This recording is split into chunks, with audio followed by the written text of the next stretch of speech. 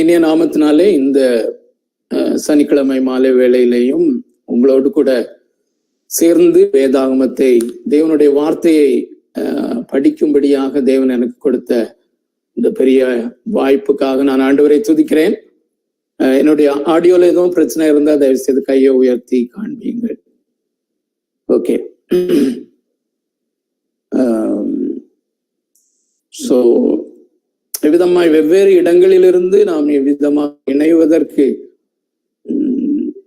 பிசிக்கலாக நம்ம ஒன்றாக இல்லாவிட்டாலும் நல்ல ஒரு ஃபெலோஷிப் இவ்விதமாக எக்ஸ்பீரியன்ஸ் பண்ண தேவனாய கர்த்தர் நமக்கு கொடுத்த பெரிய கிருபைக்காக நான் ஆண்டவரை துதிக்கிறேன்.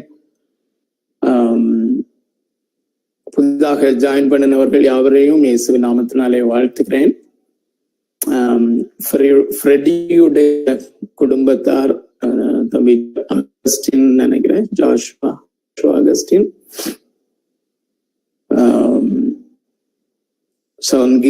அப்புறம் 6th பேட்ச்ல இருந்து பெயர் தெரியல, பட் ஸ்டில் என்னுடைய தனிப்பட்ட வாழ்த்துக்களையும் நான் உங்களுக்கு தெரிவித்துக் கொள்கிறேன். இவ்விதமாக நீங்கள் எங்களோட இணைவது மிகுந்த சந்தோஷம். உங்களுக்காக தேவனை துதிக்கிறேன்.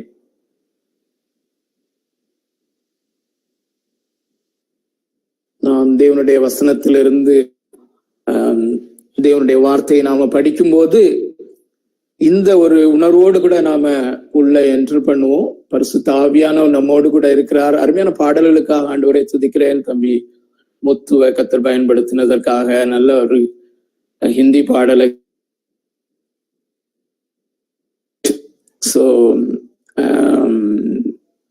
நாம் வேதாகமத்தை திறக்கும் போது தொடர்ந்து பரிசுத்த ஆவியானவர் நம்மோடு கூட இருக்கிறார். நான் எப்போதும் சொல்லுகிறபடி, அடிக்கடி சொல்லுகிறபடி, the third person of the Trinity, God, he is active whenever we open the word of God. நாம் பரிசுத்த வேதாகமத்தை திறக்கும் பொழுதெல்லாம் பரிசுத்த ஆவியானவர் மிகவும் ஆவலுள்ளவராக, சாதாரணமாக அல்ல, அவருடைய வார்த்தையை அவர் கனம் பண்ணுகிறபடினாலே அந்த வார்த்தைகள் திறக்கப்படும் பொழுது மிகுந்த ஆவல் உள்ளவராக நமக்கு உதவி செய்யும்படியாக என்று சொல்லும்போது ஒரு ஹோட்டல்ல ஒரு சர்வரை போல உதவி செய்கிறவராக அல்ல, சிருஷ்டி கர்த்தாவாக, சர்வ வல்லமை உள்ள தேவனாக நம்மோடு கூட இருந்து நமக்கு உதவி செய்வதற்காக இருக்கிறார். அதற்காக நான் ஆண்டவரை துதிக்கிறேன். So that is the most encouraging thing. So தேவன் தான் இந்த மாலை கூடுகைக்கு முக்கியம், பரிசுத்த ஆவியானவர் முக்கியம், நமக்காக சிலுவையிலே அறையப்பட்ட இயேசு கிறிஸ்து அவர் முக்கியம். ஸோ அதை முன்பதாக வைத்து நாம் தொடர்ந்து முன்னேறுவோம். ஸோ ரோமனுக்கு எழுதின நிருபத்தை நாம் சிஸ்டமேட்டிக்காக படிப்பதை ஏன் மீண்டும் தொடர வேண்டும், அல்லது ரோமருக்கு எழுதின நிருபத்தை நாம் ஏன் படிக்க வேண்டும், வரிசை கிரமமாக 1வது அதிகாரத்திலிருந்து 16வது அதிகாரம் வரையிலும் வரிசையாக கிரமமாக இண்டக்டிவ் பைபிள் ஸ்டடி என்று சொல்லி நாம் MPTCல படிக்கிற அந்த முறையின்படி ஏன் படிக்க வேண்டும் என்கிற அந்த கேள்விக்கு பதிலாக அநேக காரியங்களை பார்த்து கொண்டு வருகிறோம். கிட்டத்தட்ட 4 காரணங்கள், 3 காரணங்களை முடித்து 4வது காரணத்திலே இன்று 4வது வாரமாக இருக்கிறோம். மொத்தத்திலே 7வது வாரம், 7வது சீரீஸ், ஏன் ரோமருக்கு எழுதின நிருபத்தை நான் படிக்க வேண்டும் என்று. அதிலே 4வது காரணம், இந்த ரோமருக்கு எழுதின நிருபம் விசுவாசிகளுடைய பரிசுத்தமாகுதல் என்கிற அனுபவத்திலே தேவனாகிய கர்த்தர் சர்வ ஆண்மையுடையவராக இருக்கிறார். தனக்கு மகிமையை கொண்டு வரும்படி, தாம் மகிமைப்படும்படி அவர் சர்வ வல்லமையுள்ளவராக இருந்து அவரே விசுவாசிகளை பரிசுத்தமாக்குகிறார் என்கிற காரியத்திலே ரோமருக்கு எழுதின நிருபம் மிக மிக தெளிவாக நமக்கு போதிக்கிறது என்பதுதான் அந்த காரணம். சோ அந்த 4வது காரணத்திலே இன்று 4வது வாரமாக டுவெல் பண்ண தேவனாகிய கர்த்தருடைய ஏவுதலின்படி நான் உங்களோடு கூட இருக்கிறேன். சோ இந்த காரணத்திலே 4வது காரணத்திலே 4வது வாரமாக, ஏனென்றால் 3வது வாரத்தோடு முடிக்க முடியவில்லை. இது மிக மிக முக்கியம் என்று நான் கருதுகிறபடியினாலே, இதுல இன்னும் கிளாரிபிகேஷன் தேவை என்று உணர்வதனாலே இந்த வாரமும் நான் அதையே டீல் பண்ண விரும்புகிறேன். பரிசுத்த ஆவியானவர் நமக்கு உதவிவாராக. சோ இன்னொரு காரியத்தையும் நான் முகவுரையாக சொல்ல விரும்புகிறேன். ரோமருக்கு எழுதின நிருபத்திலே, எனக்கு சரியாக ஞாபகம் இல்லை, இந்த காரியத்தை நான் சொல்ல வேண்டும் என நினைக்கவில்லை. எனக்கு ஞாபகம் சரியாக இருக்குமானால் 2019 ஆண்டு பிப்ரவரி மாதத்திலே நான் முதல் முறையாக துவக்கும் போது ஒரு எக்ஸசைஸ் மாதிரி எல்லாருமே சேர்ந்து பண்ணோம். 1வது அதிகாரத்திலிருந்து 16வது அதிகாரம் வரையிலும், அதாவது ரோமருக்கு எழுதின நிருபம் முழுவதிலும் தேவன் என்கிற வார்த்தை எவ்வளவு வருகிறது என்று ஆடியோ டிரான்ஸ்பர் பண்ண முடிஞ்சுன்னா நீங்க சொல்லியும், ஆனா இப்போ அது வசதி இல்லாததுனால அதிகமான வார்த்தைகள் தேவன் என்கிற வார்த்தை தான் அதிகமாக பயன்படுத்தப்பட்டிருக்கிறது. ஆக நம்மை இந்த ரோமருக்கு எழுதின நிருபத்திலே நம்மை ரட்சிப்பவர், முற்றுமுடிய ரட்சிப்பவர் தேவனாகிய கர்த்தர் என்பதை இந்த ரோமருக்கு எழுதின நிருபம் வலியுறுத்தி கொண்டு வருகிறது. அது மாத்திரமல்ல, நம்மை பரிசுத்தமாக்குகிறவரும் தேவனாகிய கர்த்தர் என்பதை இந்த ரோமருக்கு எழுதின நிருபம் வலியுறுத்தி கொண்டு வருகிறது என்பதை நாம் நினைவு கூற வேண்டும். அருமையானவர்களே, the sovereignty of God in believers sanctification, விசுவாசிகளுடைய பரிசுத்தமாக்கப்படுதல் என்ற அனுபவத்திலே தேவனாகிய கர்த்தர் எப்படி சர்வ ஆளுமை உள்ளவராக இருக்கிறார் என்பதுதான் அப்போஸ்தலனாகிய பவுல் அவருடைய மனதிலே மேலோங்கி நிற்கிற காரியம். ரட்சிக்கிற காரியம், நம்மை பரிசுத்தமாக்குகிற காரியம், மைமைப்படுத்தும் காரியம் முழுமையிலையும் தேவனாகிய கர்த்தர் பொறுப்பெடுத்து செய்கிறார் என்று. ஏன் நான் இதை வலியுறுத்தி சொல்லுகிறேன் என்றால், நம்முடைய தமிழ் திருச்சபைகளிலே பொதுவாக விசுவாசிகளுடைய எண்ணம் ஏனென்றால், நானும் அப்படிப்பட்ட எண்ணம் உடையவனாக இருந்தேன். ஒருவேளை நாம் வெளிப்படையாக அதை சொல்லாவிட்டாலும் அல்லது வெளிப்படையாக நாம் அதை அறிக்கையிடாவிட்டாலும் நமக்குள்ளே ஒரு எண்ணம் என்ன இருந்தது என்றால், ரட்சித்தார், தேவனாகிய கர்த்தர் நம்மை ரட்சித்தார், இயேசுவினை ரட்சித்தார் என்று சொல்லிவிடுவோம். அதற்கு அப்புறமாக ஒரு நீண்ட வாழ்வு இருக்கிறது.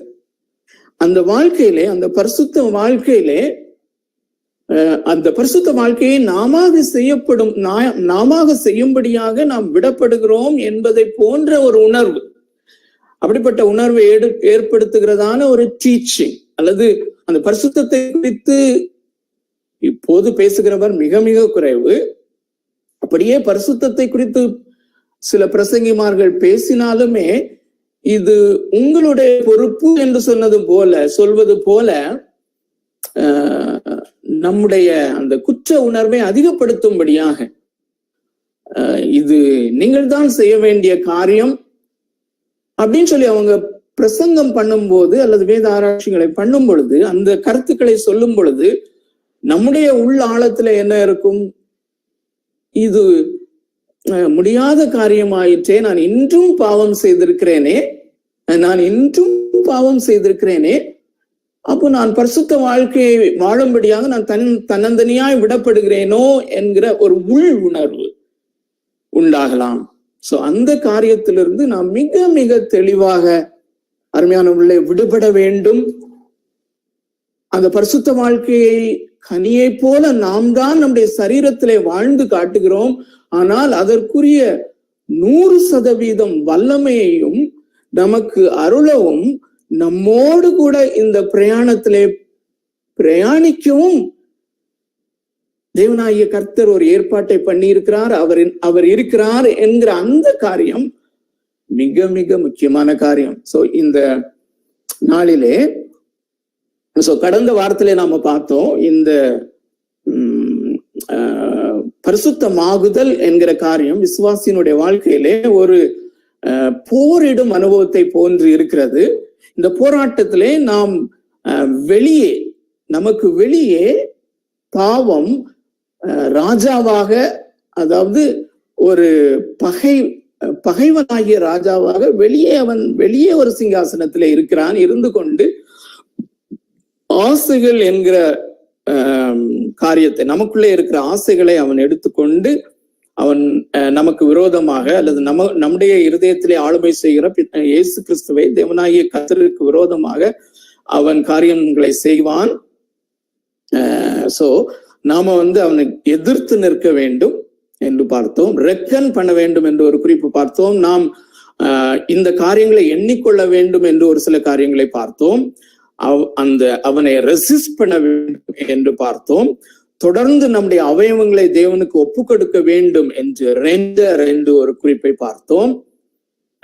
அது மாத்திரமல்ல, ரிமெம்பர், நம்முடைய சரீரத்திலே பாவம் ஆளுகை செய்வது இல்லை என்று ஒரு ஆணித்தரமான வாக்குத்தத்தத்தோடு அந்த போரிடுகிற முறை முடிகிறது. அந்த போரிடுகிற முறையை விளக்கமாக பார்த்தோம். அந்த முழு போரிடும் அந்த அனுபவத்திலும் தேவன் நம்மோடு கூட இருக்கிறார்.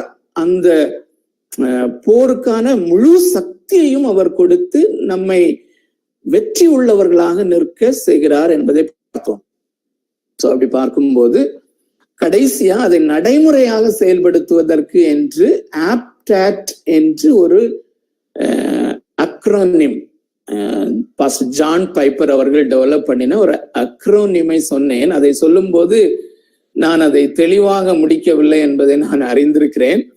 அதனால நீங்கள் ஒருவேளை அங்கிள் ஒரு டிப்ஸ் மாதிரி கொடுத்துட்டு போயிட்டாங்க, சோ அது அவ்வளவு முக்கியம் இல்லை அப்படிங்கிற மாதிரி ஒருவேளை உள் மனதுல நீங்க நினைக்க மாட்டீங்க.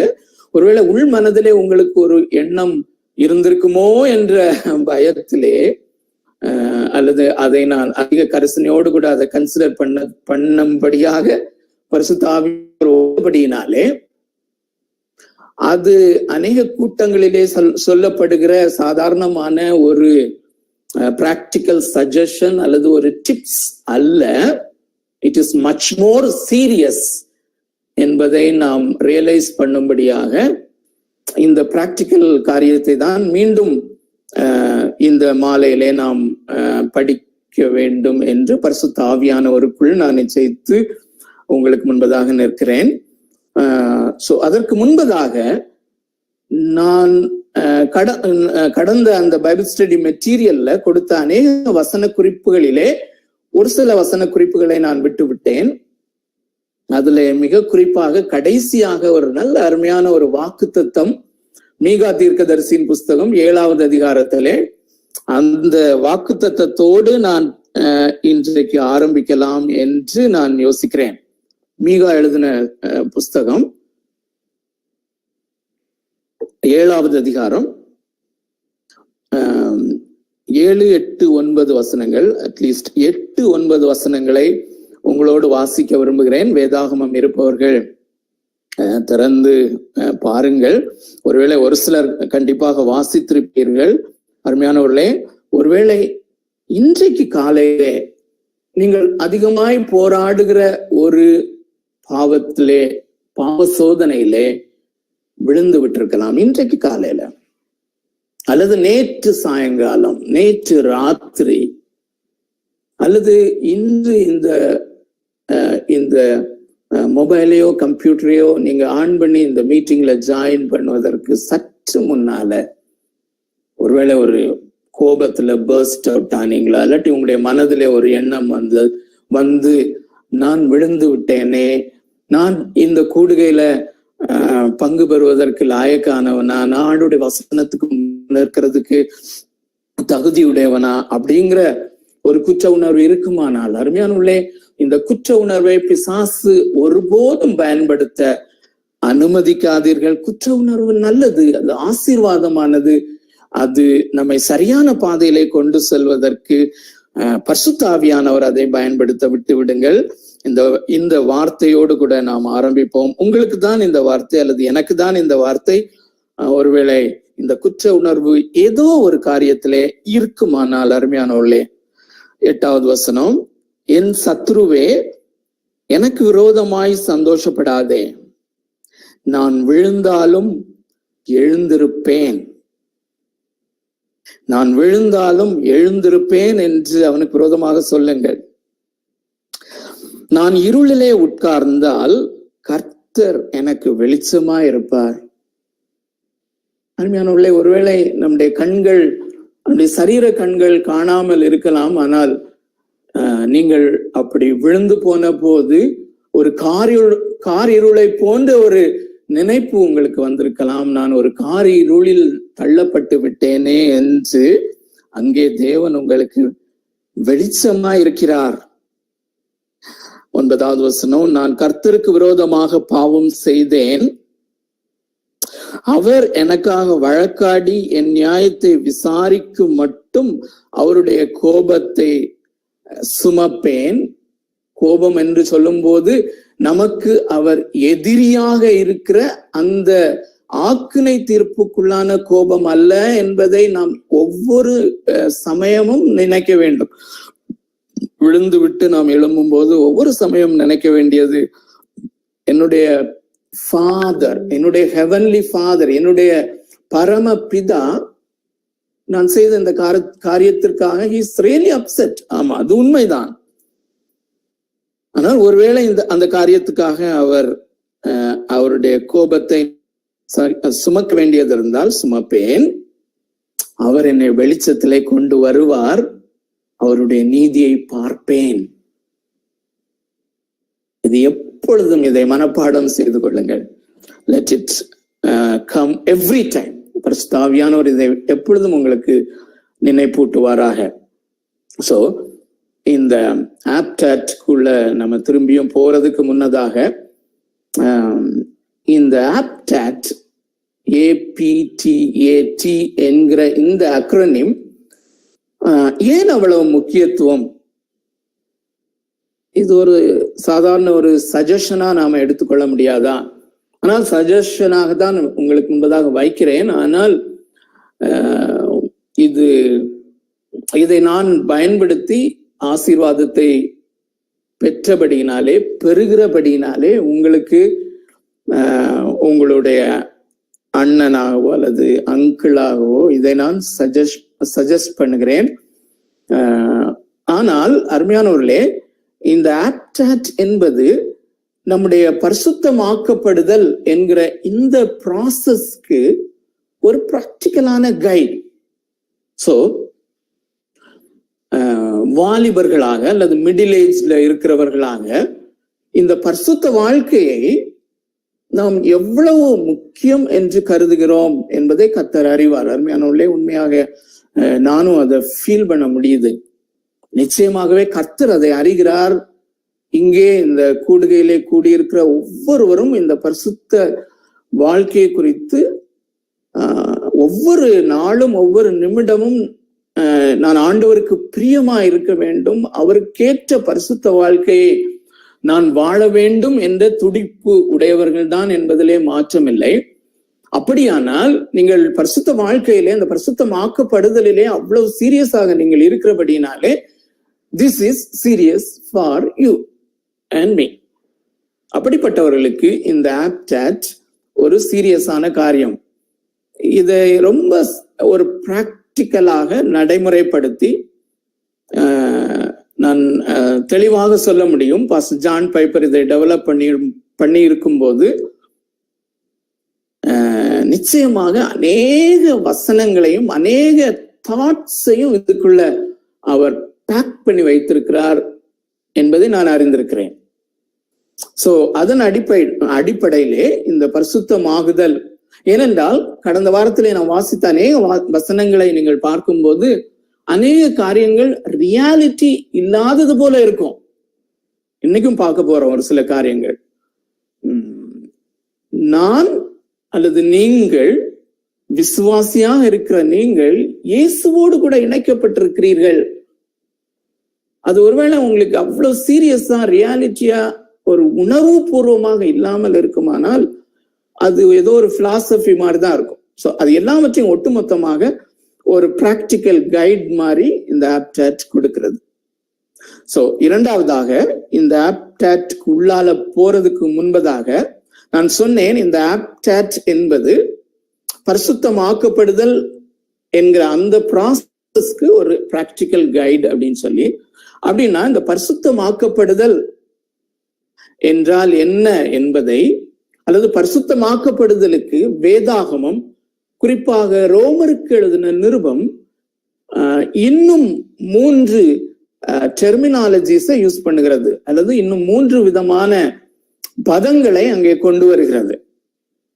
மிக முக்கியமான காரியம். சோ அவைகளை சொல்லும் போது இந்த ஆப்டாட்டோடு கூட இவைகள், இந்த காரியங்கள் எப்படி தொடர்புடையதா இருக்கிறது என்பதை நாம் புரிந்து கொள்ளும் போது அது இன்னும் நமக்கு உதவியாக இருக்கும் என்று எண்ணுகிறேன். ஆகையினாலே இந்த பரிசுத்தமாக்கப்படுதல் அல்லது கிறிஸ்தவ வாழ்க்கை, Christian life, what is Christian life, what is sanctification என்று ஒரு 3 காரியங்களை நாம் பார்க்க இருக்கிறோம். முதலாவதாக அந்த ஸ்கிரீன்லையும் கூட நீங்க பார்க்க முடியும், பரிசுத்தமாக்கப்படுதல். I think life of Christ in the soul of man. பரிசுத்தமாக்கப்படுதல் அல்லது கிறிஸ்தவ வாழ்க்கை. What is Christian life? Christian life is living the life of Christ. கிறிஸ்துவினுடைய வாழ்க்கையை என்னுடைய வாழ்க்கையிலே நான் வாழுதல். மனித ஆத்துமாவிலே கிறிஸ்துவின் வாழ்வு, அல்லது மனித ஆத்துமாவிலே தேவனுடைய வாழ்வு. அருமையானவர்களே, இது மிக மிக முக்கியமான ஒரு காரியம், ஒரு கொள்கை அல்ல, ஒரு கோட்பாடு அல்ல, இது மெய்யான ஒரு காரியம். கடந்த வாரத்திலே இந்த யோவான் எழுதின சுவிசேஷம் 15வது அதிகாரத்துல நம்ம பார்த்தோம். அது நமக்கு மிக மிக நன்றாக பழக்கப்பட்ட ஒரு வசனம் தான், ஒரு பேசேஜ் தான். நானே மெய்யான திராட்சை செடி, நீங்கள் கொடிகள், என் பிதா திராட்சை தோட்டக்காரர், நீங்கள் கொடிகள். கொடிகளாக நாம் அந்த திராட்சை செடியாகிய இயேசுவோடு கூட இணைக்கப்பட்டிருக்கிறோம். அருமையானவர்களே, ஹட்சன் டெய்லரை குறித்து நீங்கள் கேள்விப்பட்டிருப்பீர்கள். சைனா இன்லேண்ட் மிஷன் என்கிற மிஷனரி ஸ்தாபனத்தை ஆரம்பித்து சீன தேசத்திலே ஒரு பெரிய மிஷனரி புரட்சியை உண்டு பண்ணின ஒரு பெரிய தேவனுடைய ஒரு மிஷனல் லீடர். அவர் தன்னுடைய 37வது வயதிலே இந்த ஒரு சத்தியம், என்ன சத்தியம்? I am living the life of Christ, அல்லது இயேசுவோடு கூட இணைக்கப்பட்ட வாழ்வு. நான் இன்று இந்த உலகத்திலே, அல்லது நான் இன்று சீனாவிலே வாழ்ந்து கொண்டிருக்கிற வாழ்க்கை என்னுடைய வாழ்க்கை அல்ல, இது கிறிஸ்துவின் வாழ்க்கை. அருமையானவர்களே, இந்த சண்டே ஸ்கூல்ல நாம நிறைய பாட்டு பாடியிருப்போம், என் உள்ளத்தில் இயேசு வந்தார். சோ அது பிள்ளைகளுக்காக டெவலப் பண்ணப்பட்ட ஒரு காரியம் போல ஒருவேளை நம்முடைய உள் மனதிலே ஒரு தோற்றம் ஏற்பட்டிருக்கலாம். அதன் நிமித்தம் நாம் இதை கொஞ்சம் சீரியஸாக எண்ணாமல் இருந்திருக்கலாம். அருமையானவர்களே, அந்த 37வது வயதிலே அந்த ஹட்சன் டெய்லருடைய அந்த மிஷனரி வாழ்க்கை அல்லது அவருடைய தலைமைத்துவ வாழ்க்கையை தலைகீழாக புரட்டி போட்ட ஒரு சத்தியம் என்று அவர் சொல்லுகிறார். அவருடைய மகன் அவரை குறித்து எழுதும் போது இந்த ஒரு சத்தியம்தான் அவரை அப்படிப்பட்ட ஒரு மனிதனாக மாற்றினது என்று சொல்லுகிறார். சோ அதற்கு நல்ல ஒரு நாம அடிக்கடி வாசிக்கிற ஒரு வசனம் தான், பட் ஸ்டில் உங்களோடு கூட இணைந்து நான் வாசிக்க விரும்புகிறேன். கலாத்தியருக்கு எழுதின நிருபம், அப்போஸ்தலனாகிய பவுல் கலாத்தியருக்கு எழுதின நிருபத்திலே மிக மிக தெள்ள தெளிவாக அதிலே நாம் பார்க்கிறோம். இதுவும் கிறிஸ்தவர்கள் ஒவ்வொருவரும், கிறிஸ்தவ விசுவாசிகள் ஒவ்வொருவரும் மனப்பாடம் செய்து பதித்து வைக்க வேண்டிய வசனங்களிலே பகுதிகளிலே ஒன்று இந்த வசனம். கலேஷியன்ஸ் 2:20, கலாத்தியர் 2:20-21. கிறிஸ்துவுடனே கூட சிலுவையில் அறையப்பட்டேன். அருமையானவர்களே, நாம் ரட்சிக்கப்பட்ட போது அல்லது நீதிமான்கள் என்று தேவனாலே டிக்ளேர் பண்ணப்பட்ட போது கிறிஸ்துவுடனே கூட சிலுவையில் நான் அறையப்பட்டேன், நீங்கள் அறையப்பட்டீர்கள். திரும்பவும் வலியுறுத்தி சொல்ல விரும்புகிறேன், இதுதான் ரியாலிட்டி. காட் த ஃபாதர், பிதாவாகிய தேவன் உங்களை பார்க்கும்போது கிறிஸ்துவுக்குள்ளேதான் அவர் பார்க்க முடியும், கிறிஸ்துவுக்குள்ளேதான் அவர் பார்க்கிறார். சோ கிறிஸ்துவோடு கூட சிலுவையில் அறையப்பட்டவர்களாக, அல்லது நீங்க இயேசு கிறிஸ்து 2000 வருஷங்களுக்கு முன்பதாக சிலுவையிலே அறையப்பட்ட போது அவருக்குள்ளே உங்களையும் என்னையும் கண்டார். சோ அது இன்னொரு காரியம், அதுல நான் போனேன்னா நேரம் போயிடும். பட் இது உங்களுக்கு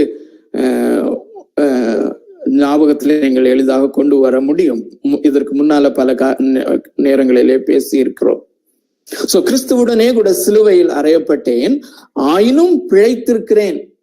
அந்த பிழைத்திருக்கிறேன் என்கிற அந்த பிப்ளிக்கல் லாங்குவேஜ் வரும்போது, அருமையானவர்களே, நம்முடைய வேதாகமத்தில் நான் படிக்கும் போது லிவிங், வாழுதல். ஆயினும் நான் வாழ்கிறேன், ஆயினும் நான் பிழைத்திருக்கிறேன் என்றால் ஆயினும் நான் வாழ்கிறேன். நான் சிலுவையில் அறையப்பட்டேன், ஆயினும் நான் வாழ்கிறேன்.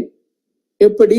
இனி நான் அல்ல, கிறிஸ்துவே எனக்குள் வாழ்கிறார். Christ lives in me.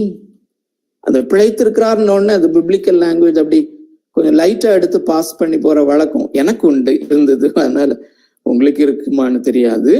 But still அருமையானவர்களே, இப்படி கிறிஸ்துவே எனக்குள் வாழ்கிறார், நான் இப்பொழுது மாம்சத்தில் வாழ்கிறது. சோ இன்னொரு காரியத்தை பார்க்கும்போது ரியாலிட்டி இல்ல, ஷேடோ லைஃப்ல நான் மாம்சத்திலே வாழ்கிறேன். என்னுடைய இந்த ஷேடோ லைஃப்ல இப்பொழுது நான் மாம்சத்திலே வாழ்கிறேன், அதாவது ஷேடோ லைஃப். அது எப்படி வாழ்கிறேன்? என்னில் அன்பு கூர்ந்து எனக்காக தம்மை தாமே ஒப்பு கொடுத்த அந்த தேவனுடைய குமாரனை பற்றும் விசுவாசத்தினாலே வாழ்கிறேன். So the life I now live, the real life, the real life, the real life. I'm not talking about the shadow life. நிஜ வாழ்க்கையிலே கிறிஸ்து என்னிலே வாழ்கிறார். அல்லது ஒரு அவர்தான் திராட்சை செடி. இந்த திராட்சை செடியிலிருந்து நான் ஒரு கொடிதான், நான் ஒரு கொடிதான். கொடியை தனியே எடுத்தால் அதிலே ஒன்றுமே இல்லை. இந்த கொடி இப்பொழுது இந்த கிறிஸ்துவிலே ஒட்டப்பட்டிருக்கிறது. சோ இந்த கொடியாக நான் கனி கொடுத்து கொண்டிருக்கிறதோ அல்லது இலைகள் விடுவதோ நான் வளருவதோ இந்த செடியிலிருந்து வருகிற சாரம், the 100% எனர்ஜி அல்லது அந்த சாப், இந்த கொடி வளருவதற்கு, உயிரோடு இருப்பதற்கும், இந்த கொடி உயிரோடு இருப்பதற்கும், இந்த கொடி துளிர் விடுவதற்கும், இந்த கொடியிலிருந்து இலைகள் வருவதற்கும், கிளைகள் துளிர்ப்பதற்கும், கனி கொடுப்பதற்கும் முழு சாரமும் இந்த செடியில் இருந்து வருகிறது. அது எப்படி எனேபிள் பண்ணப்படுகிறது? அருமையானவர்களே, அங்கே ரூட் இருக்கிறது, அது தெரியாது. பரிசுத்த ஆவியானவர் இங்கேதான் செயல்படுகிறார். அருமையானவர்களே, ஒன்றும் சிருஷ்டிக்கப்படுவதற்கு முன்பதாக பிதாவும் குமாரனும் பரிசுத்த ஆவியானவருமாக அந்த திருத்துவ ஐக்கியத்திலே இருக்கும்போது பரிசுத்த ஆவியானவர் இந்த பிதாவுடைய குமாரனுடைய அந்த ரிலேஷன்ஷிப்பை எப்படி எனேபிள் பண்ணி கொண்டு இருந்தாரோ அதுபோல இந்த பரிசுத்த ஆவியானவர் ஆழமாக வேர்விட்டு கிறிஸ்துவின் அந்த சாரங்களை எல்லாம் எடுத்து, அது ஒரு சாப் மாதிரி, அது அந்த அந்த அந்த செடியிலே ஒரு அந்த போட்டோசிந்தசிஸ் என்று சொல்வார்கள். அந்த போட்டோசிந்தசிஸ் எப்படி செய்யப்படுகிறதோ அந்த காரியத்தை பரிசுத்த ஆவியானவர் செய்து, அவர் தான் எனேபிளர். அவர் அந்த செடியிலிருந்து சாரத்தை நமக்கு முழுமையாக கொடுத்து கொண்டிருக்கிறார். So he is actively at work. He is actively at work. So நாம் வாழ்ந்து கொண்டிருக்கிறது கிறிஸ்துவின் வாழ்வு. Christ is living in me. So இதுதான் பரிசுத்த வாழ்க்கைக்கு, பரிசுத்த வாழ்வுக்கு இன்னொரு பதம். So இந்த ஆப்டாட் என்று சொல்லும் போது கிறிஸ்து என்னிலே வாழ்கிற அந்த வாழ்க்கையை பிராக்டிக்கலா நான் எப்படி செய்கிறது அப்படிங்கிறதுக்கு தான் ஆப்டாட். சோ ரெண்டாவது, இந்த பரிசுத்தமாக்கப்படுதல் என்கிற காரியத்திற்கு, என்கிற பதத்திற்கு இன்னொரு பதம் ஆவியினால் நடத்தப்படுதல். பரிசுத்த ஆவியினால் நடத்தப்படுதல் அல்லது ஆவியில் நடத்தல்.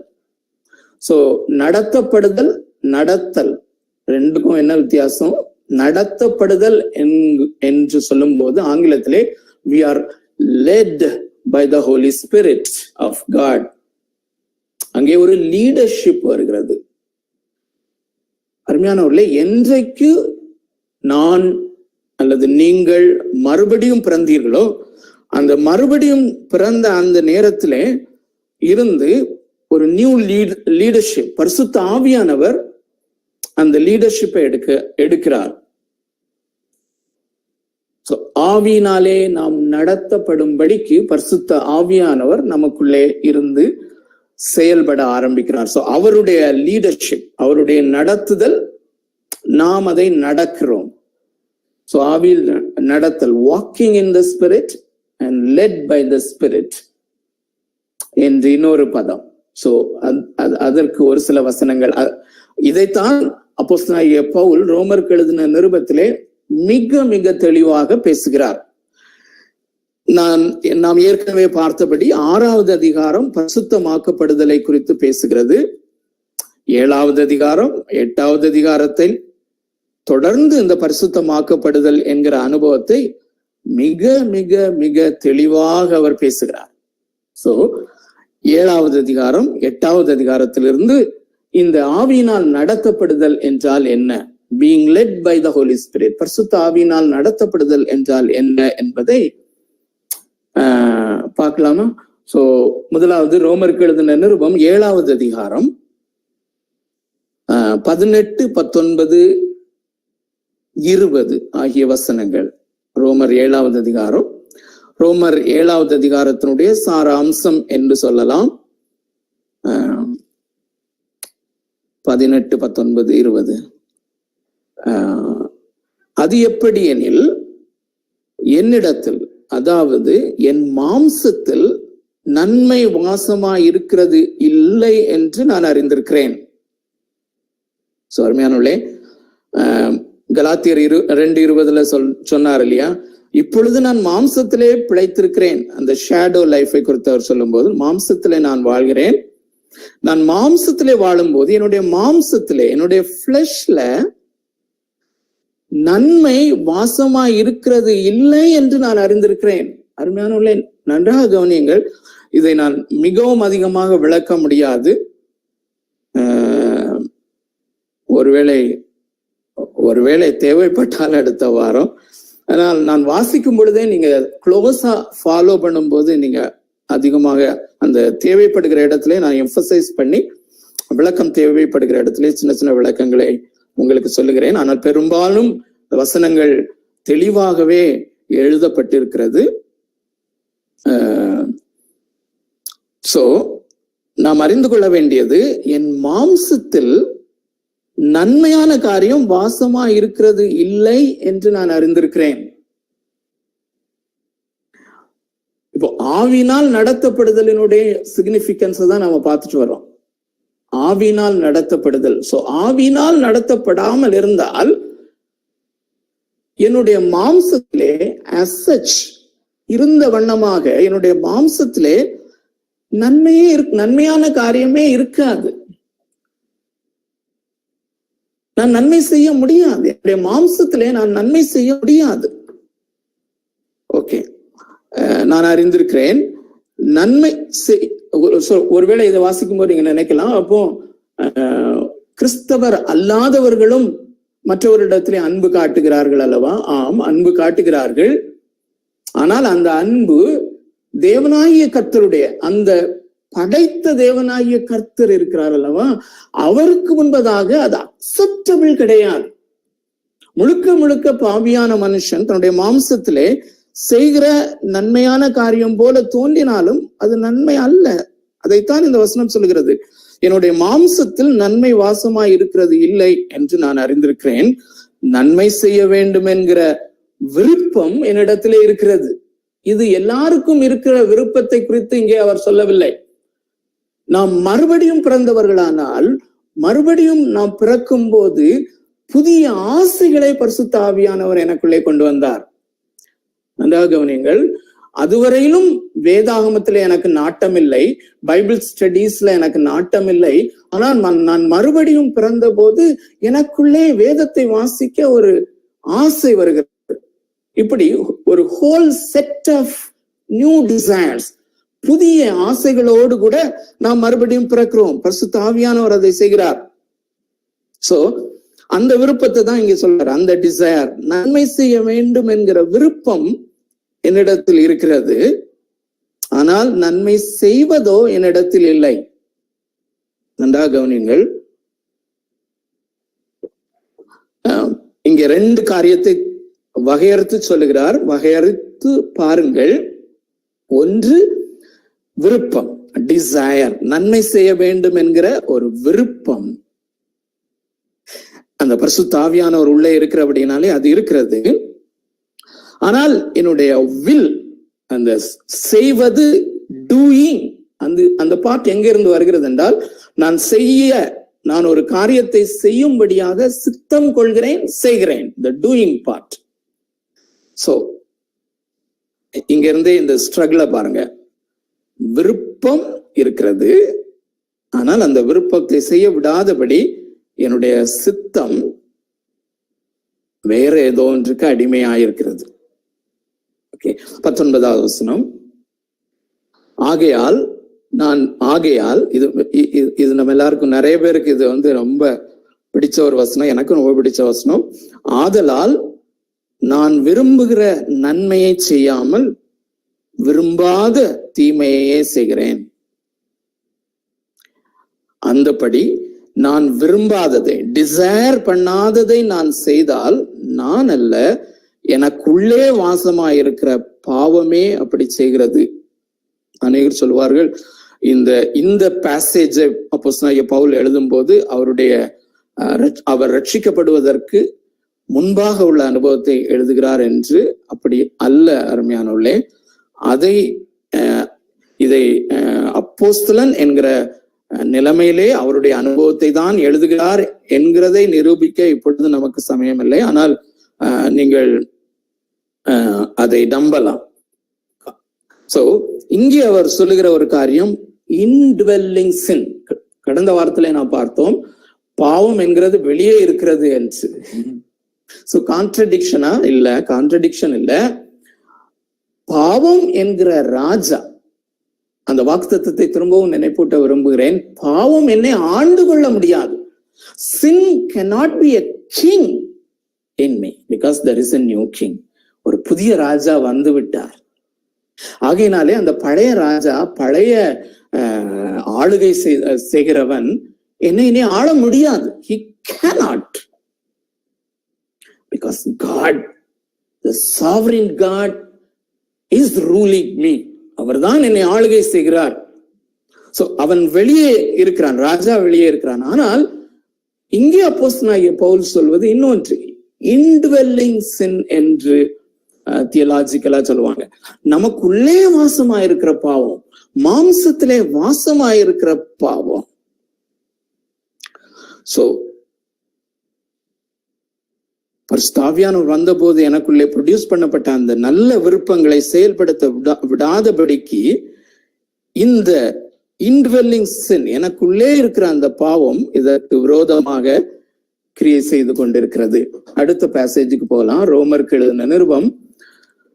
தொடர்ந்து அவர் சொல்லிக்கொண்டே வருகிறார். இந்த பேசேஜ்ல தெரியும், கடைசியாக அதை முடிக்கும் போது நிர்பந்தமான மனுஷன் நான் என்று சொல்லுகிறார். What a wretched man I am as an apostle, as a Christian believer. நாம் எல்லாரும் வாரத்துல ஒரு நாள் 2 நாள் ஆகிலும் நினைக்கக்கூடிய ஒரு காரியம்தான், உணர்வு பூர்வமாய் நினைக்கக்கூடிய காரியம். நிர்பந்தமான மனுஷன் நான். அப்படி நீங்க நினைச்சீங்கன்னா உங்களோடு கூட அப்போஸ்தலனாகிய பவுல் உண்டு, உங்களோடு கூட நான் உண்டு, உங்களோடு கூட உங்களுடைய உணர்ச்சிகளை அறிந்து கொள்ளுகிற தேவனாகிய கர்த்தர் உண்டு, ஏசாமி உண்டு. சோ 8வது அதிகாரம் 1வது வசனத்திலிருந்து 11வது வசனம் வரையிலும் இந்த ஆவியினால் நடத்தப்படுகிற காரியத்தை சொல்லுகிறார். அதுல ஒரு சில வசனங்களை மாத்திரம் நாம பார்க்கலாம். 1வது வசனம், ஆனபடியால் கிறிஸ்து இயேசுவுக்கு உட்பட்டவர்களாயிருந்து மாம்சத்தின்படி நடவாமல் ஆவியின்படியே நடக்கிறவர்களுக்கு ஆக்கினை தீர்ப்பு இல்லை. இந்த வசனத்தை படிக்கும் போது நாம் கொஞ்சம் வித்தியாசமா படிக்கணும்னு சொல்லி நாம பார்த்தோம். இதை நாம படிக்க வேண்டியது, நான் அன்றைக்கு ஹிந்தி டிரான்ஸ்லேஷனை சொன்னேன். ஹிந்தி டிரான்ஸ்லேஷன் இதுல மிக மிக நன்றாக இருக்கிறது. சோ அந்த டிரான்ஸ்லேஷனோடு கூட நான் இதை வாசிக்கிறேன். தமிழ்ல நான் ஹிந்தியை பூர்த்தி வாசிக்கிறேன். கிறிஸ்து இயேசுவுக்கு உட்பட்டவர்களாய் இருப்பவர்களுக்கு ஆக்கினை தீர்ப்பு இல்லை. ஏனென்றால் அவர்கள் மாம்சத்தின்படி நடவாமல் ஆவியின்படி அவர்கள் நடக்கிறவர்கள். ஓகே, அப்போ ஆவியின்படி நடக்கிறதுன்னு சொன்னா என்ன அப்படின்னு சொல்லி தொடர்ந்து பேசிக்கொண்டிருக்கிறார்.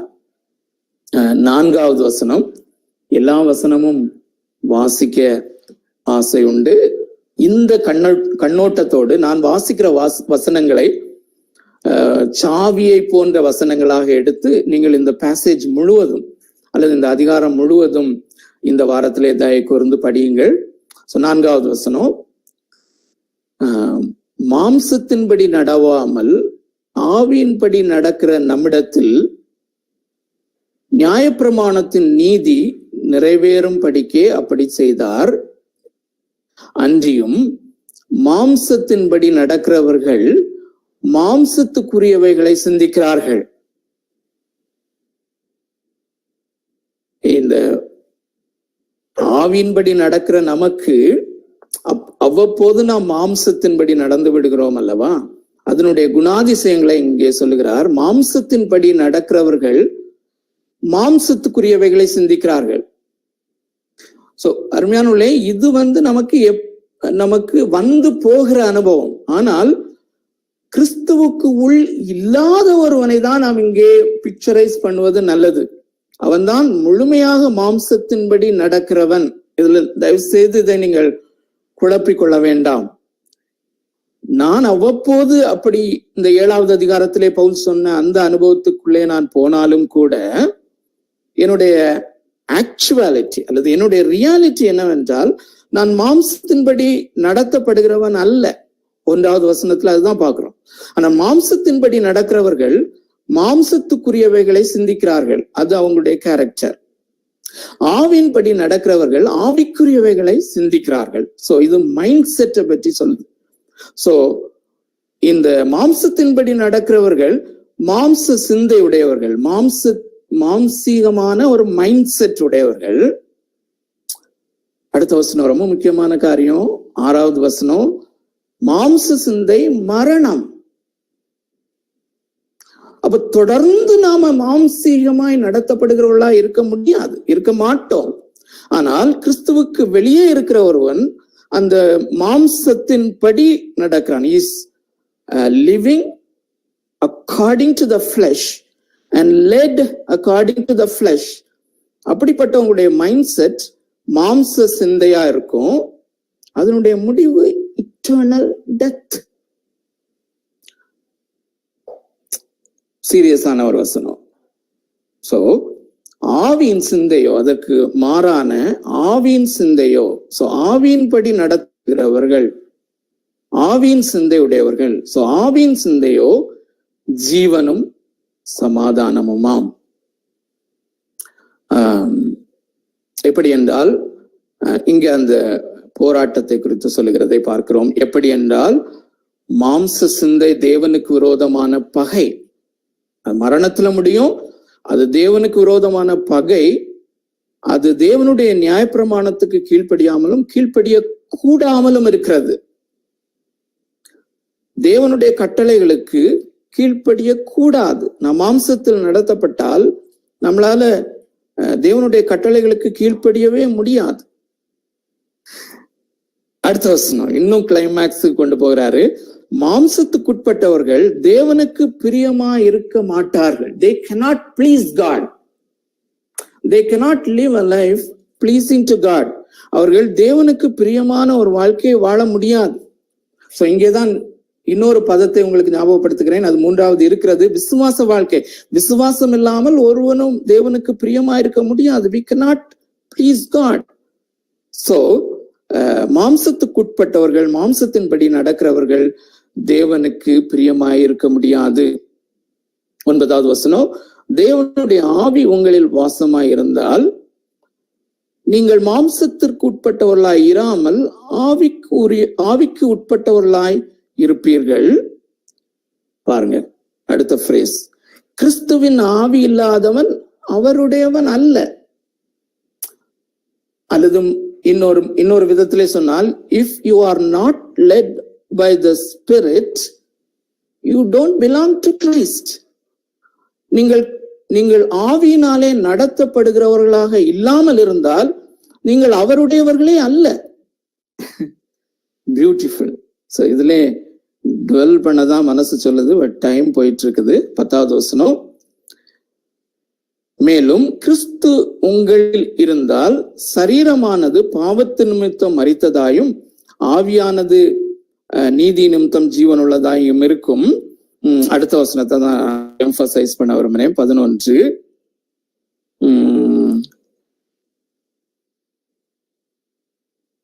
ஓகே, தொடர்ந்து வாசித்துட்டே போனா எல்லாத்தையும் வாசிக்கணும்னு தோணும். 13வது வசனமும் 14வது வசனமும் முழுமையா கோர்வையா தயவு செய்து நீங்க பிறகு வாசிங்க. மாம்சத்தின்படி பிழைத்தால் சாவீர்கள். So if we are living by the spirit, so அந்த முதல் குறிப்பை நான் சேர்த்து சொல்வேனே, ஆனால் if you are not living the life of Christ, கிறிஸ்துவின் வாழ்வை நீங்கள் வாழ்ந்து கொண்டிருக்கிறவர்களாக இல்லாமல் இருந்தால் சாவீர்கள். அப்படி இருக்க முடியாது.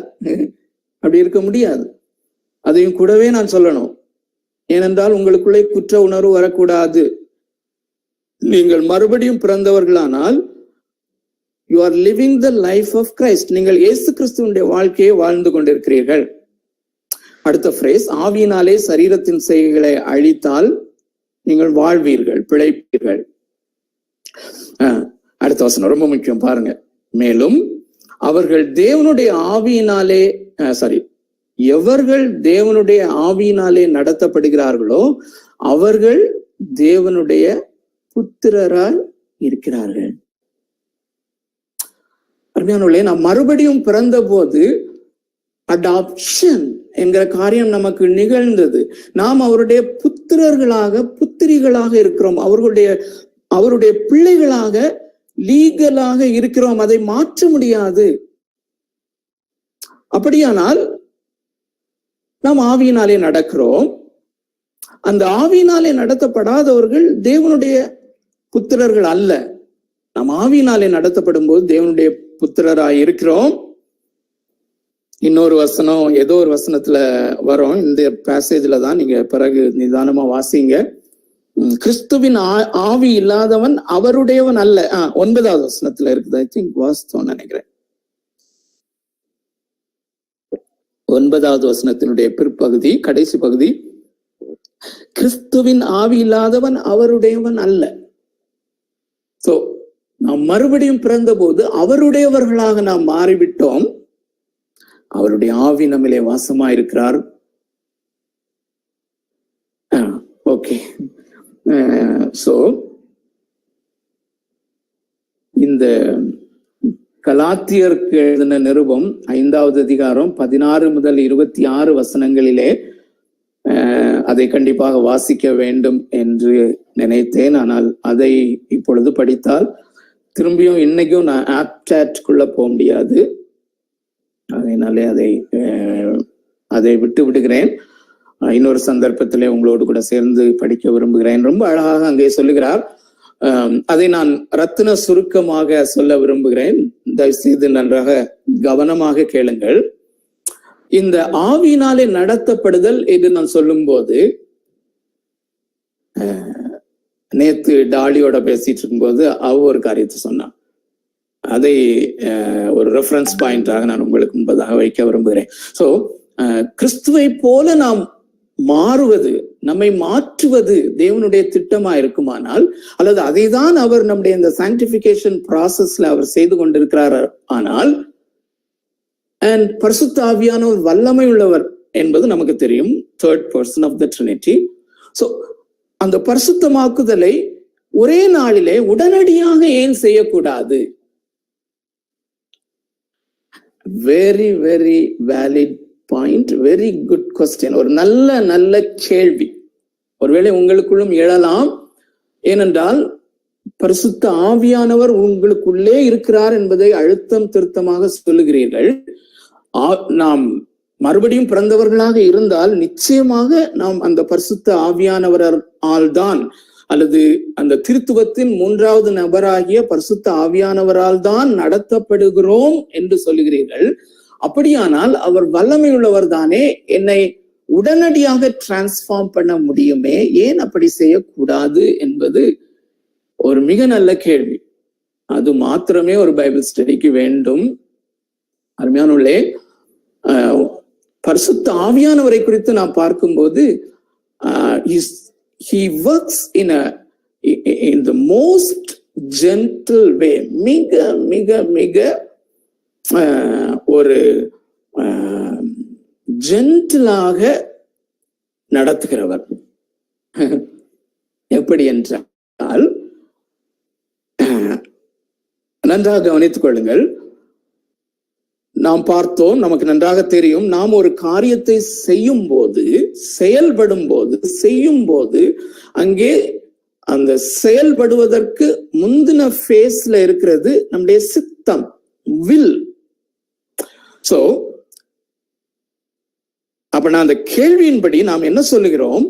பரிசுத்த ஆவியானவர் வல்லமை நிறைந்தவர் தானே, டைரக்டாக என்னுடைய சித்தத்திற்குள்ளே செயல்பட்டு என்னை செயல்படுகிறவனாக ஏன் மாற்றக்கூடாது என்று கேட்கிறோம்.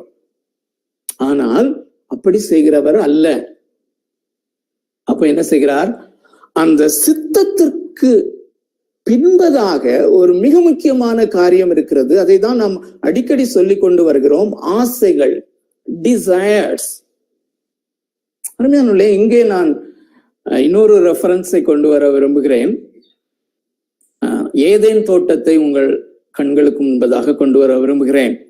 அந்த பழத்தை பார்த்து எப்படி சாத்தான் சோதித்தான் என்பது நமக்கு நன்றாக தெரியும். அவன் வயலண்டா வரல, இதை கண்டிப்பா செய்யுங்க அப்படின்னு சொல்லி பழத்தை காண்பிக்கிறான். ஒரு நல்ல ஆசை வார்த்தையை சொல்லுகிறான். என்ன? இதை நீங்கள் புசிக்கும் நாளிலே உங்களுடைய கண்கள் திறக்கப்படும். You will be a blessed, you will receive a blessing apart from God. தேவன் உங்களுக்கு கொடுத்திருக்கிற இந்த ஆசீர்வாதம் அல்லாத ஒரு புதிய ஆசீர்வாதம் உங்களுக்கு கிடைக்கும். உங்களுடைய கண்கள் திறக்கப்படும், நீங்கள் தேவர்களாய் ஆகிவிடுவீர்கள், அல்லது தேவனை போல நீங்கள் மாறி விடுவீர்கள். This was the attracting point for Eve. ஏவாளுக்கு மிகவும் அவளை கவர்ந்து இழுத்த காரியம், அல்லது மனுஷனை கவர்ந்து இழுத்த காரியம், இந்த பாவத்துக்கு நேராக நான் தேவனை போல மாறிவிடுவேன், நான் தேவனாக மாறிவிடுவேன், தேவன் எனக்கு தேவையில்லை. சோ எப்படி பாருங்க, ஆசை காட்டி மோசம் போகிறது. ஆசை சோ இங்கே புதிய நியமத்திலே இந்த புதிய அந்த கவனன்ட்ல, நியூ கவனன்ட் ரிலேஷன்ஷிப்ல, புதிய இந்த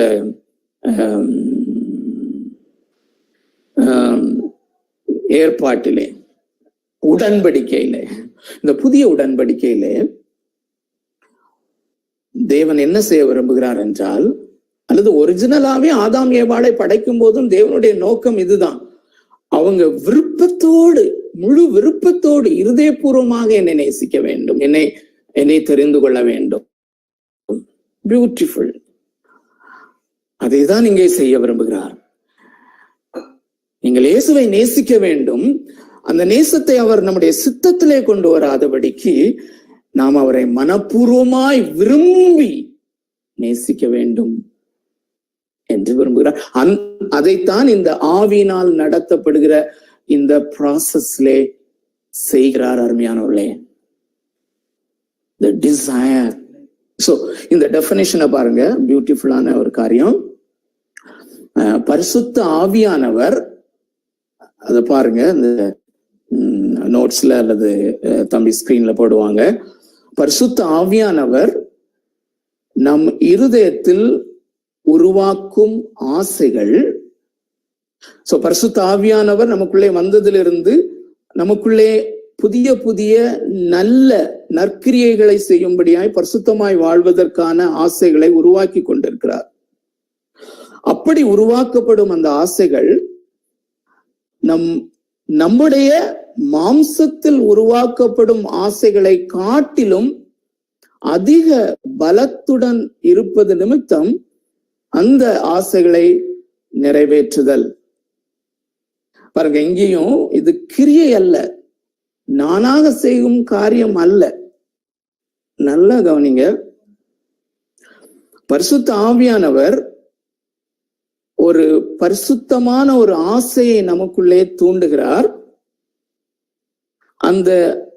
அந்த ஆசையை ஃபுல்ஃபில் பண்ணுகிறது. அது கிரியை என்று நீங்கள் சொல்ல முடியுமா? அது கிரியை அல்ல. நான் ஆசைப்பட்ட ஒரு காரியத்தை நான் பெற்றுக்கொள்வது, நான் ஆசையாக செய்து நிறைவேற்றுகிற ஒரு காரியம், அது கிரியையாக இருக்க முடியாது. அல்லது இதை நான் இன்னொரு விதத்திலே சொல்வேனானால், பழைய ஏற்பாட்டினுடைய காரியம் அப்படி இருந்தது. தேவன் கட்டளை கொடுத்தார், நான் செய்தாக வேண்டும். உதாரணமாக இளங்கோ அவருடைய பையன்கிட்ட என்னுடைய நம்ம காரை கழுவிடா தம்பின்னு சொல்றாரு. ஸோ டீனேஜ் பிள்ளைங்கள்ட்ட தான் அது அதிகமா பார்க்க முடியும்.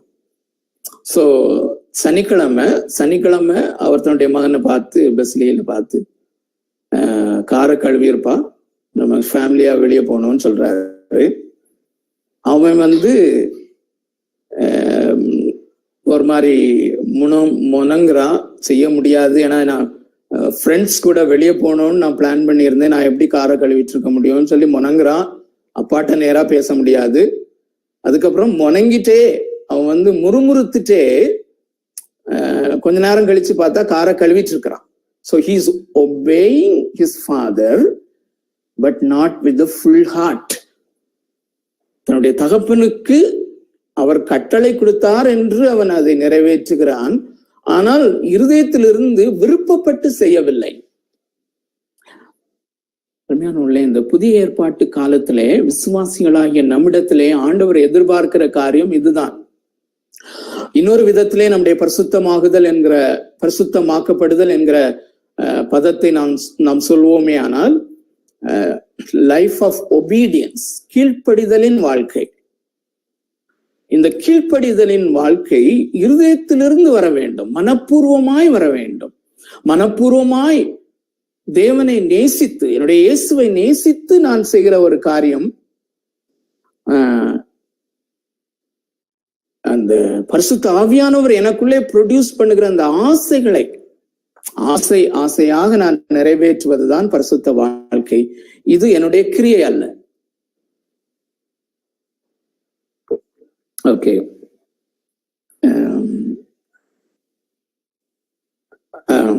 சரி, மூன்றாவது பதத்துக்கு நாம் போய்விடலாம்.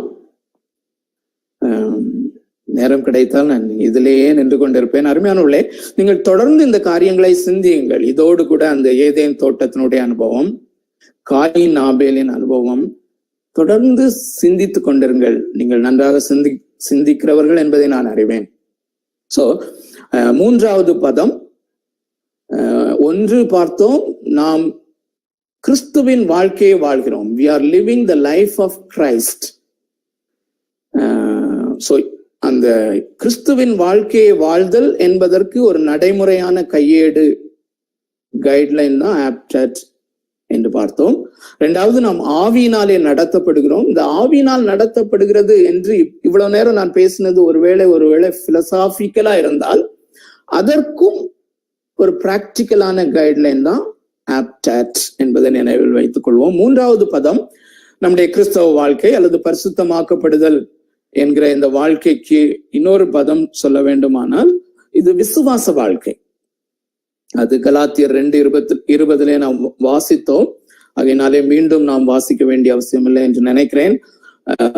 கிறிஸ்துவோடு கூட நான் சிலுவையில் அறையப்பட்டேன், ஆயிலும் நான் பிழைத்திருக்கிறேன், இப்பொழுதும் நான் மாம்சத்தில் பிழைத்திருப்பதோ என்னில் அன்பு கூர்ந்து எனக்காக தம்மை தாமே கொடுத்த கிறிஸ்துவை பற்றும் விசுவாசத்திலே வாழ்கிறேன். So I am living by Christ. I am living by faith. So அநேகர் இதை நினைக்கும் போது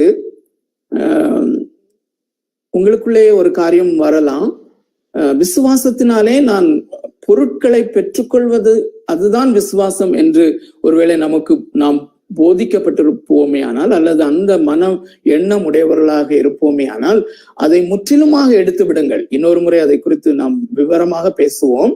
ஆனால் என்னுடைய பரிசுத்த வாழ்க்கையிலே நான் அன்றாடகம் முன்னேறி செல்வது இந்த விசுவாசத்தின் மூலமாகத்தான். விசுவாசத்தின் மூலமாதான் நாம் தேவனுக்கு பிரியமா இருக்க முடியும். விசுவாசம் இல்லாதபடி நாம் ஒரு நிமிஷம் கூட அவருக்கு பிரியமா இருக்க முடியாது. சோ விசுவாசம் இல்லாமல் நாம் பரிசுத்தமாய் வாழ முடியாது. சோ இந்த விசுவாச வாழ்க்கைக்கும் ஆப்டட் என்பது ஒரு கைட்லைனாக நமக்கு இருக்கிறது. சோ நேரடியாக நாம் ஆப்டட்டுக்கு போயிடலாம்.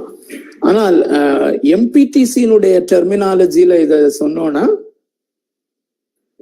இத மிஷனல் வாழ்க்கை என்று சொல்லலாம். மிஷனல் வாழ்க்கை, இந்த ஆப்டட் என்பது மிஷனல் வாழ்க்கை.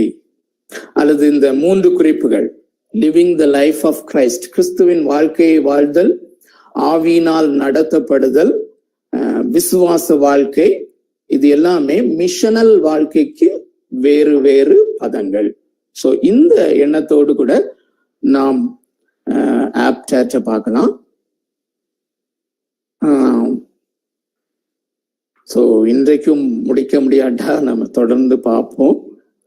சோ முதலாவது நாம் ப்ரீ ரிக்வசிட்ஸ், தம்பி இளங்கோ வேணா அதை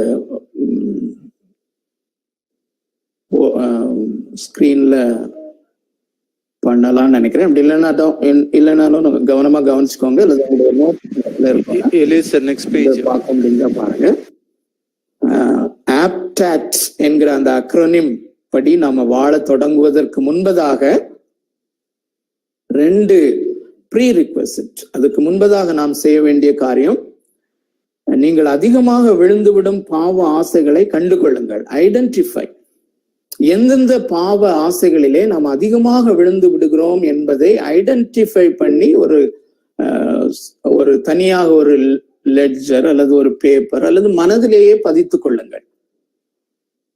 சோ நான் என்னுடைய வாழ்க்கையிலிருந்து சொன்னேன், ஒரு 6-7 காரியங்களை நான் என்னுடைய மனதிலே வைத்திருக்கேன்.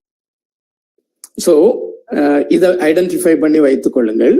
இந்த ஏரியால அல்லது வேறே பாவங்களிலேயோ கடந்த 12 மணி நேரத்திலே, ஏன் இதை சொல்லுகிறேன் என்றால், சில பேர் சாயங்கால ஜபத்திற்கு அதிக முக்கியத்துவம் கொடுப்பார்கள், சில பேர் காலை ஜபத்திற்கு அதிக முக்கியத்துவம் கொடுப்பார்கள். ஆகையினாலே இந்த வார்த்தையை நான் பயன்படுத்துகிறேன். கடந்த 12 மணி நேரத்திலே நீங்கள் இப்படிப்பட்ட விழுந்து விட்ட அந்த பாவத்தை நினைவு கூர்ந்து, பரிசுத்த ஆவியானவருடைய துணையோடு அமைதியாக இருந்து அதை நினைவு கூர்ந்து, ஆண்டவருடைய வாக்குத்தத்தத்தின்படி மன்னிப்பு கேளுங்கள். ஸோ ஆஸ்க் ஃபார் ஃபர்கிவ்னஸ், நீங்கள் அறிக்கை செய்யுங்கள். ஸோ இயேசு கிறிஸ்துவின் ரத்தம் சகல பாவங்களையும் நீக்கி நம்மை சுத்திகரிக்கும் என்கிற 1 யோவான் 1:9 நாம் நன்றாக அறிந்திருக்கிறோம். அதற்கு அப்புறமாக நாம் செய்ய வேண்டிய காரியம் இந்த ஆப்டாட்ல ஏ என்கிற காரியம் அட்மிட். உங்களால் இந்த குறிப்பிட்ட பாவத்தை, அருமையானவர்களே, நான் உங்களுக்கு சஜஷனாக சொல்லுவேன், நீங்கள் அடிக்கடி விழுந்து போகிற ஒவ்வொரு பாவத்தையுமே காலையிலே ஆண்டவருடைய சமூகத்திலே நினைப்பூட்டும் போது, ஒவ்வொரு பாவத்துல, ஆண்டவரே இந்த இச்சைக்குரிய காரியங்களிலே நான் அதிகமாய் விழுந்து போகிறவன், இந்த டே டைம்ல எனக்கு அதற்குரிய சோதனைகள் வரும்போது அதை மேற்கொள்ள என்னாலே முடியவே முடியாது, கொஞ்சமும் முடியாது ஆண்டவரே, நான் I am totally I am a wretched person என்பதை அட்மிட் பண்ணுங்க, ஒத்துக்கொள்ளுங்கள். அதற்கு யோவான் எழுதின சுவிசேஷம் 15வது அதிகாரம் 5வது வசனத்தை நாம் வாசிப்பது நல்லது. யோவான் 15வது அதிகாரம் 5வது வசனம் நமக்கு நன்றாக தெரிந்த ஒரு ஃப்ரேஸ் தான், ஆனாலும் அந்த வசனத்தோடு முழு வசனத்தோடு வாசிப்பது நல்லது. நான் திராட்சை செடி, நீங்கள் கொடிகள், ஒருவன் என்னிலும் நான் அவனிலும் நிலைத்திருந்தால் அவன் மிகுந்த கனிகளை கொடுப்பான். இன்னொரு காரியம் கலாத்தியர்ல நாம நன்றா பார்த்திருக்க முடியும், அது வாசிக்கல. ஆவியினால் நடத்தப்படுகிறவர்கள் ஆவியினுடைய அந்த கனியை கொடுப்பார்கள்.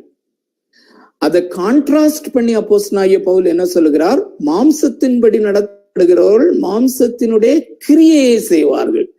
அந்த மாம்சத்தினுடைய கிரியை என்று சொல்லுகிறார், ஆவியின் கிரியையை ஃப்ரூட், பலன் என்று சொல்லுகிறார். ரெண்டுக்கும் பெரிய வித்தியாசம் உண்டு அருமையானவர்களே.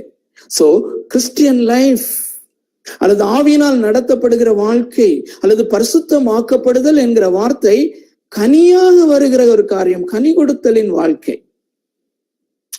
சோ என்ன அல்லாமல் இந்த கனி கொடுத்தலின் வாழ்க்கையிலே என்ன அல்லாமல் உங்களால் ஒன்றும் செய்ய முடியாது. சோ வாலிபர்களுக்கு இது இப்பவே இதை நீங்கள் மனதிலே புரிந்து கொண்டீர்களானால் மிக மிக நல்லது. இல்லாட்டி நிறைய அடிபட்டு wounded சோல்ஜர், ஆனா wounded சோல்ஜர் தான் ஆண்டவர் தேடுகிறார். சோ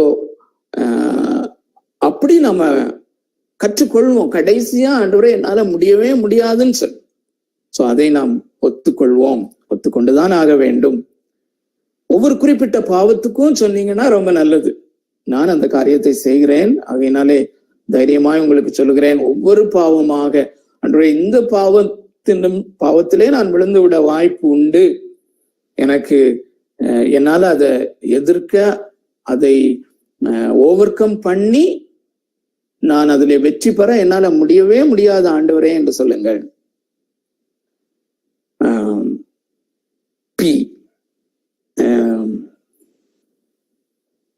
இங்கேதான் நான் ஜெபிக்க வேண்டும். ஏன் ஜெபிக்க வேண்டும்? அருமையானவர்களே, நான் மற்றவர்களை நேசிக்கிற காரியத்திலே அல்லது கோபம், அடக்க முடியாத கோபம், எரிச்சல் அல்லது பகை உணர்வு அல்லது பொறாமை என்று அநேக ஒவ்வொரு காரியமாக நாம் ஒவ்வொரு பாவ ஆசையாக டிஃபைன் பண்ணணும் போன வாரத்துல. சோ இந்த ஒவ்வொன்றையுமே என்னால செய்ய முடியாது அப்படின்னா ஏன் நான் ஜெபிக்கிறேன்? ஒவ்வொன்றுக்காக நான் ஜெபிக்க வேண்டும். ஏனென்றால் ஒவ்வொன்றையும் நான் மேற்கொள்வதற்கு ஒரு அற்புத செயல் நடக்க வேண்டும். God has to work in me. தேவன் என்னிலே கிரியை செய்ய வேண்டும். இது ஒரு அற்புதமாக நிகழ வேண்டிய ஒரு காரியமா இருக்கிறபடினாலே நான் ஜெபிக்க வேண்டும். அந்த அப்போஸ்தலனாகிய பவுல் விசுவாசிகளுக்காக ஜெபிக்கும் போது இந்த முழு ப்ராசஸை அவர் உள்ளடக்கி ஜெபிக்கிறார். அந்த ஜெபத்தை நம்ம சேர்ந்து வாசிக்கலாம். 2 தெசலோனிக்கேயர்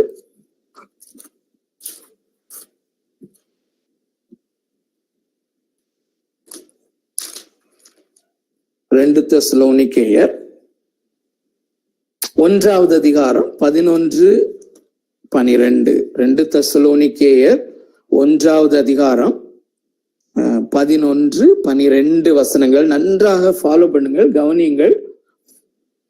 ஒருவேளை இன்றைக்கு முழு விளக்கமாக உங்களோடு பகிர்ந்து கொள்ள முடியாவிட்டாலும் தொடர்ந்து நிச்சயமாக இதை நன்றாக கிளாரிஃபை பண்ணுவோம். நன்றாக கவனிங்கள், ஃபாலோ பண்ணுங்க. 11வது வசனம், இது அவருடைய ஜெபம். சோ நம்முடைய இந்த பைபிள் ஸ்டடி ஆரம்பிக்கும் போது இளங்கோ அருமையாக மென்ஷன் பண்ணாரு. எபேசியருக்கு எழுதின நிருபத்திலே அப்போஸ்தலனாகிய பவுலினுடைய 2 டைனாமிக்கான பிரேயர். அதே மாதிரி இங்கே தெசலோனிக்கேயருக்காக ஜெபிக்கும் போது எப்படி ஜெபிக்கிறார் என்று பாருங்கள். நாம் மற்றவர்களுக்காக ஜெபிப்பதும் நாம் நமக்காக ஜெபிப்பதும் எப்படி இருக்கிறது என்பதையும் கம்பேர் பண்ணி பாருங்க. ஆகையால் நம்முடைய தேவனும் கர்த்தராகிய இயேசு கிறிஸ்துவும் அளிக்கும் கிருபையின் படியே, கிருபை என்கிற வேர்டையும் அந்த ஃப்ரேஸையும் ஞாபகம் வச்சுக்கோங்க. அவர் அளிக்கும் கிருபையின் படியே நம்முடைய கர்த்தராகிய இயேசு கிறிஸ்துவின் நாமம் உங்களிடத்திலும் நாங்கள் அவரிடத்திலும் மகிமைப்படும் பொருட்டாக. பர்பஸ், நம்முடைய பரிசுத்த வாழ்க்கையினுடைய அல்டிமேட் பர்பஸ், அவர் மகிமைப்படும் பொருட்டாக. 12வது வசனம், நம்முடைய தேவன். சோ அல்டிமேட்டா நம்மை பரிசுத்தமாக்குகிறவர் அந்த சர்வ சிருஷ்டிகராகிய தேவன், காட் தி ஆம்னிபொட்டன்ட். அல்லது ஒரு செகண்ட்ல 4800 நட்சத்திரங்களை, சூரியனை காட்டிலும் மிகப்பெரிய நட்சத்திரங்களை ப்ரொடியூஸ் பண்ணுகிற, உண்டாக்குகிற, அவைகளை ஆண்டு கொண்டு நடத்துகிற அவ்வளவு பெரிய தேவன் உங்களை பர்சனலா, உங்களை தமது அழைப்புக்கு பாத்திரராக்கவும், அதாவது பரிசுத்தமாக்கவும், அழைப்புக்கு பாத்திரவான் என்றால் பரிசுத்தமாக்கவும், தமது தயையுள்ள சித்தம் முழுவதையும்,